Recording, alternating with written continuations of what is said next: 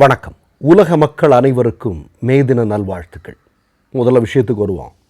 நேற்றைக்கு மாலை நேரம் ஒரு 6 மணி இருக்கும். தமிழ்நாட்டில் இருக்கக்கூடிய பெரும்பாலான ஊடகங்கள் எல்லாமே ஒரு ஃப்ளாஷ் நியூஸ் ஒன்று போயிட்டுருக்கு. என்ன அப்படின்னா, விஜய் திடீர் அழைப்பு விடுத்திருக்கிறார். என்ன அழைப்பு? மே 4ஆம் தேதி தேர்தல் முடிவுகள் வரும்போது தமிழக வெற்றி கழகத்தின் சார்பாக வெற்றி பெற்ற நபர்கள் எல்லாருமே, அவங்க எல்லாம் எம்எல்ஏக்கள் தான், வெற்றி பெற்ற எம்எல்ஏக்கள் தானே, அவங்க எல்லாரும் எங்கேயும் போயிடக்கூடாது, நேரடியாக நீங்கள் பனையூர் பங்களாவுக்கு வந்துருங்க, கட்சி அலுவலகம் இருக்கு இல்லையா, அங்கே வந்துருங்க அப்படின்னு விஜய் திடீர் அழைப்பு விடுத்திருப்பதாக ஒரு செய்திகள் போய்கொண்டிருக்கிறது. அதற்கு முன்பு 2-3 நாட்களாக நடக்கிற சம்பவங்கள் எல்லாமே உங்களுக்கு தெரியும். ஜோதிடரை பார்க்க போனார் விஜய், யாகம் செய்தார் இல்லையா, பகைவர்களை ஒழித்து கட்டுவதற்கான யாகம் செய்திருக்கிறார். முருகன் கோயிலுக்கு சென்றார், ஸ்ரீடி சாய்பாபாவை பார்க்க சென்றார். இப்படி அவர் பல விஷயங்கள் அவர் ஈடுபட்டுருக்கார். அவருக்கு அவர் நம்புகிற தற்குறிகள் மீதெல்லாம் அவருக்கு இப்போ நம்பிக்கை இல்லையோ என்னவோ நமக்கு தெரியல. யார் மீதும் அவருக்கு நம்பிக்கை இல்லையோ என்னவோ தெரியல. இன்னொன்று அவர் உறுதி செஞ்சிருக்கிறார் போல இருக்குது. இப்போ மே 4ஆம் தேதி தமிழ்நாட்டு மக்கள் என்ன உறுதி செய்திருக்கிறார்களோ இல்லையா தெரியல, ஆனால் விஜய் உறுதி செஞ்சிட்டார், நான் தான் அடுத்த சிஎம். அமைச்சரவை பட்டியல் எல்லாமே இன்றைக்கி சமூக ஊடகங்களில் தற்குறிகள் வந்து பல விஷயங்கள் அனுப்பிட்டு இருக்காங்க. இவங்களுக்கு போட்டியாக சசிகலா 180 இடங்களில் வெற்றி பெற்ற ஆட்சி பொறுப்பிற்கு வந்து அவங்க ஒரு அமைச்சரவை பட்டியல் ஒன்று சமூக ஊடகங்களில் ஓடிட்டுருக்கு. சரி, இதெல்லாம் அவங்க விருப்பம், யாருக்கு யார் வேணாலும் பண்ணலாம். ஆனால் விஜய் வந்து ஒட்டுமொத்தமாக சிக்கி இருக்கிறார். எப்படி சிக்கி இருக்கிறார் அப்படிங்கிறத நான் பட்டியல் போடுறேன். முதல் விஷயம், இந்த தேர்தலில் தாவேக்கா என்பது பெரும் தோல்வி அப்படிங்கிறது எல்லாருக்குமே தெரியும். இந்த தோல்விக்கு பிறகு விஜய் எப்படி மற்றவங்களை சந்திக்க போகிறார்? ஏன் அப்படின்னா, அவர் சொல்கிறாரு, பெரிய தற்குறியும் சின்ன தற்குறிகளும் சேர்ந்து சொன்ன விஷயங்கள். தமிழ்நாட்டில் 2 பேருக்கு இடையில் மட்டும்தான் போட்டி, ஒன்று டிஎம்கே, இன்னொன்று டிவிகே. ஆனால் அது அப்படி அல்ல அப்படிங்கிறது எல்லாருக்குமே தெரியும். அடுத்ததாக எங்கள் தலைவர் விஜய் வந்து தற்குறிகள் சொன்னது, அவர் எம்ஜிஆர் மாதிரியெல்லாம் கிடையாது. எம்ஜிஆர் கட்சி ஆரம்பித்து சில காலத்திற்கு பிறகு தான் முதலமைச்சர் பொறுப்புக்கு வருகிறார். அவர் என்டிஆர் மாதிரி எந்த தேர்தலில் அவர் போட்டிட்டாரோ அந்த முதல் தேர்தலே வெற்றி பெற்று ஆட்சி பொறுப்பிற்கு வந்தவர். அந்த மாதிரி ஆள் தான் எங்கள் பெரிய தற்குறி அப்படின்னு தற்குறிகள் கூட்டம் வந்து சமூக ஊடகங்களில் பேசிகிட்டு இருக்காங்க. இது எதுவும் நடக்க போகிறதில்லை அப்படிங்கிறது விஜயனுடைய உள்ளுணர்வு அவருக்கு சொல்லுது. நமக்கு தெரியும் இது எதுவுமே நடக்க போகிறதில்லை அப்படிங்கிறது எல்லாருக்குமே தெரியும்.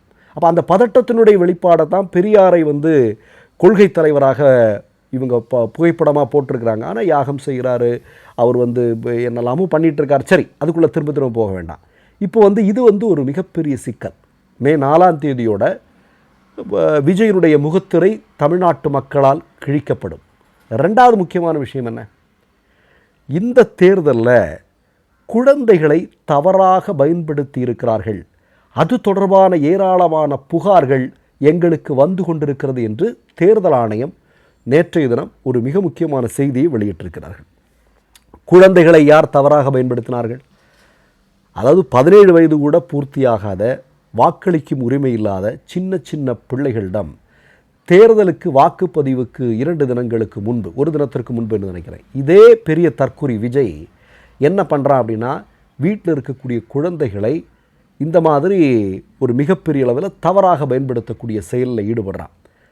நண்பா, நண்பீஸ், வீட்டில் இருக்கக்கூடிய குழந்தைகளே பெற்றோர்கள்கிட்ட சொல்லுங்கள் அப்படின்னு சொல்லி இது ஏராளமாக பல வீடுகளில் நடந்திருக்கு.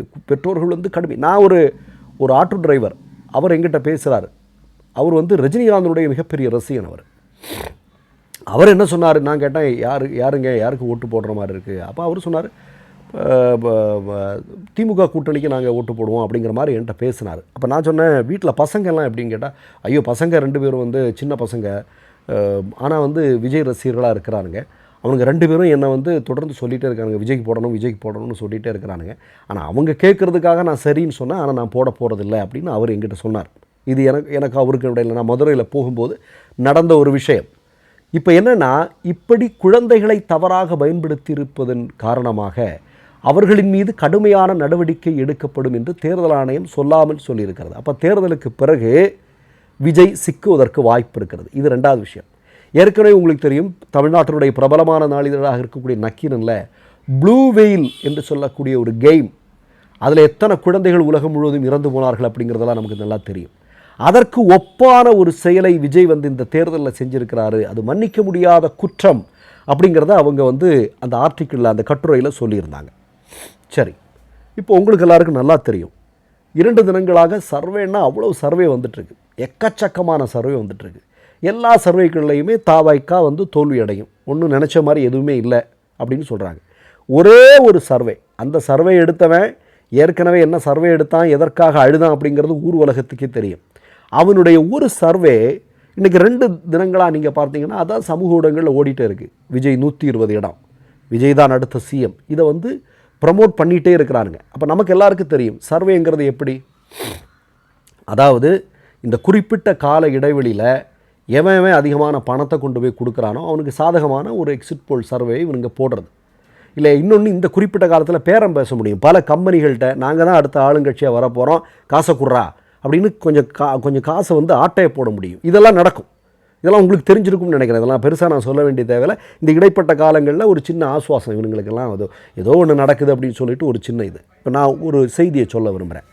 இப்போது இந்த எக்ஸிட் போல் சர்வே எடுத்திருக்கானுங்க இல்லையா, இவனுங்க எல்லாம் நீங்கள் பார்த்தீங்க அப்படின்னா ஒரு 45,000 பேர்கிட்ட எடுத்திருக்கிறேன்னு சொல்கிறாங்க. அதாவது தேர்தலில் வாக்களித்து விட்டு வெளியே வரக்கூடிய நபர்களிடம் எடுக்கப்பட்ட கருத்து கணிப்புகளுடைய அடிப்படையில் தான் இந்த தகவல்கள் சேகரிக்கப்பட்டிருக்கிறது. அதுவும் 45,000 பேர்னு சொல்கிறான். ஆனால் 45,000 பேர்களுடைய பட்டியலை கேட்டால் இவன் எவனும் கொடுக்க மாட்டான், அது வேறு. இப்போ நான் என்ன கேட்குறேன்னா, 4 கோடி பேர் தமிழ்நாட்டில் வாக்களித்திருக்கிறார்கள். கொஞ்சம் யோசிச்சு பாருங்கள், 4 கோடி பேர். இந்த 4 கோடி பேர் வாக்களித்திருக்கக்கூடிய இடத்துல ஒரு ஒரு ஒரு 10,000 பேர் 15,000 பேர், ஏன் இவனுங்க சொல்கிற மாதிரியே ஒரு 45,000 பேர்கிட்ட போயிட்டு நீங்கள் யாருக்கு வாக்களித்தீர்கள் அப்படிங்கிற ஒரு கேள்வியை கேட்டு அதன் மூலமாக ஒரு கருத்து திணிப்பு அப்படிங்கிறத போட்டதன் மூலமாக அது உண்மையாயிருமா? எந்த காலத்திலாவது இந்த மாதிரியான திணிப்புகள் உண்மையாக இருந்திருக்கிறதா? கிடையாது. அது குறிப்பாக 2014 பிறகு மோடி ஆட்சி பொறுப்பிற்கு வந்த பிறகு இந்த மாதிரியான பல நிறுவனங்களை பணம் கொடுத்து வாங்கி ஒரு பதட்டத்தை உருவாக்குவது.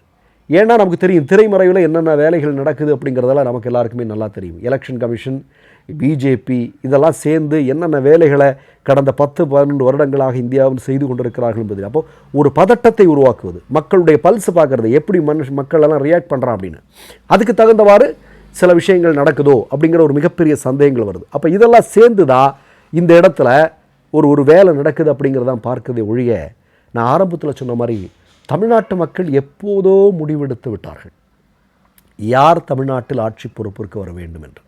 அது நிச்சயமாக தமிழக வெற்றி கழகம் அல்ல, அது விஜய் அல்ல என்பது மட்டும் உறுதி.